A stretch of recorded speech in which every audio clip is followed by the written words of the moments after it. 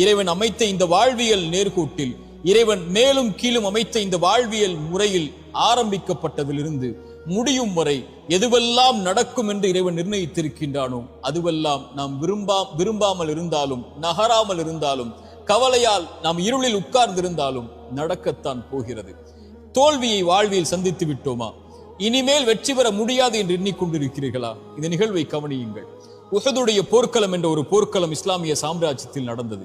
இறைத்தூதருடைய வார்த்தையை சில நபித்தோழர்கள் மீறியதன் காரணமாக அந்த பாவத்தால் அந்த போர் முழுக்க சோதிக்கப்பட்டு உஹதுடைய போர் தோல்வியில் முடிந்தது. போரின் தலைவர் இறைத்தூதர், அவர்களுக்கு பின்னால் இருந்தவர்கள் நபித்தோழர்களாக இருந்தாலும் தோல்வியை தழுவியதை பார்த்தவுடன் இஸ்லாமிய சாம்ராஜ்யம் அதோடு அழிந்து விட்டது என்று எதிரிகள் கணக்கு போட்டார்கள்.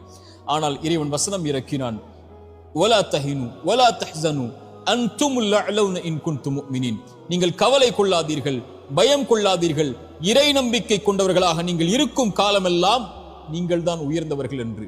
அந்த நம்பிக்கை, அந்த தோல்வியிலிருந்து அவர்கள் பெற்ற பாடத்தில், இறை நம்பிக்கையில் அவர்களுக்கு கிடைத்த பாடம் அடுத்த போர்க்களங்களில் அவர்களை உயர்த்தியது. இஸ்லாமிய சாம்ராஜ்யத்தின் வளர்ச்சியை இன்று நாம் பார்க்கிறோம்.